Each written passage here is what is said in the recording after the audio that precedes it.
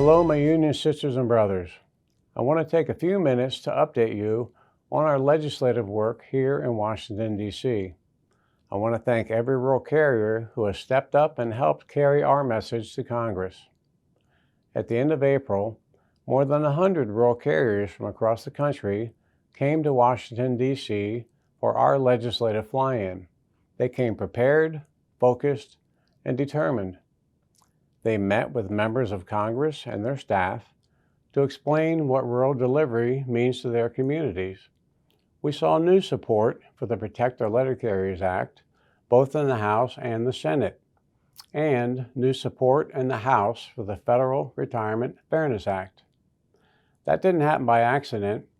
It happened because our members explained how these bills affect their safety, their retirement, their jobs, their families, and the rural communities that they serve. The Protect Our Letter Carriers Act remains a top priority. Across the country, rural carriers continue to face threats, robberies, and assaults. No rural carriers should be subjected to any form of violence while simply doing their job. We also continue to fight for retirement fairness. Many rural carriers work for years as non-career before converting to regular. They do the same work and proudly serve the public, but their time does not count towards creditable service.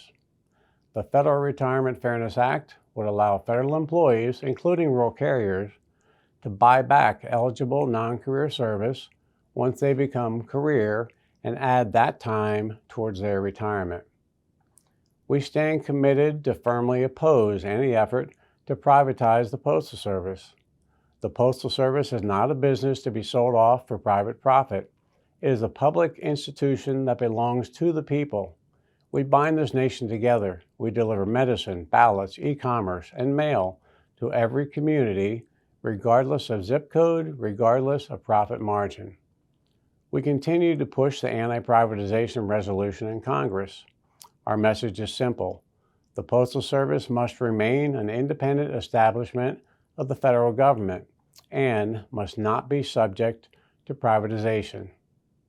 We've seen recent activity in Congress involving the Postal Regulatory Commission and the USPS Board of Governors. The House recently held a hearing with the Postal Regulatory Commissioners.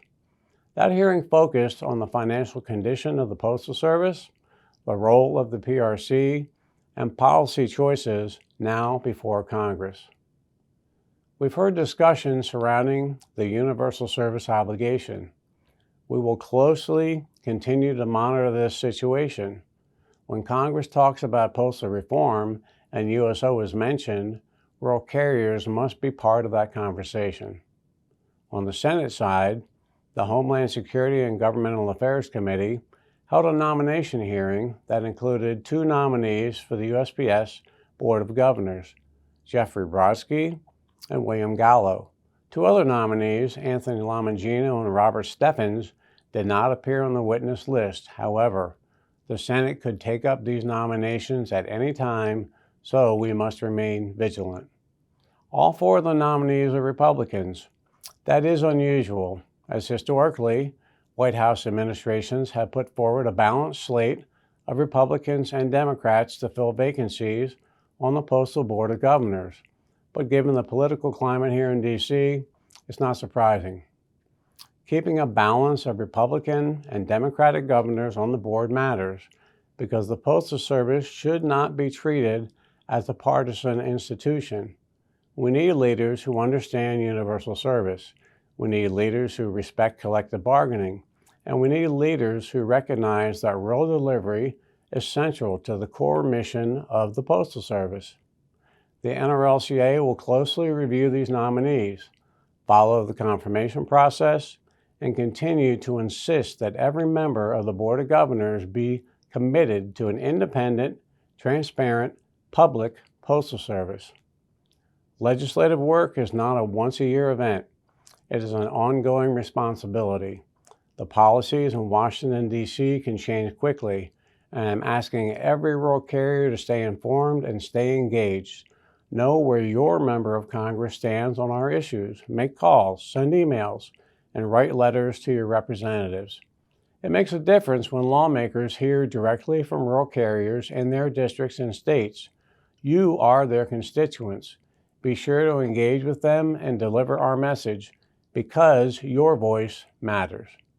Stay strong, stay informed, stay engaged. In solidarity.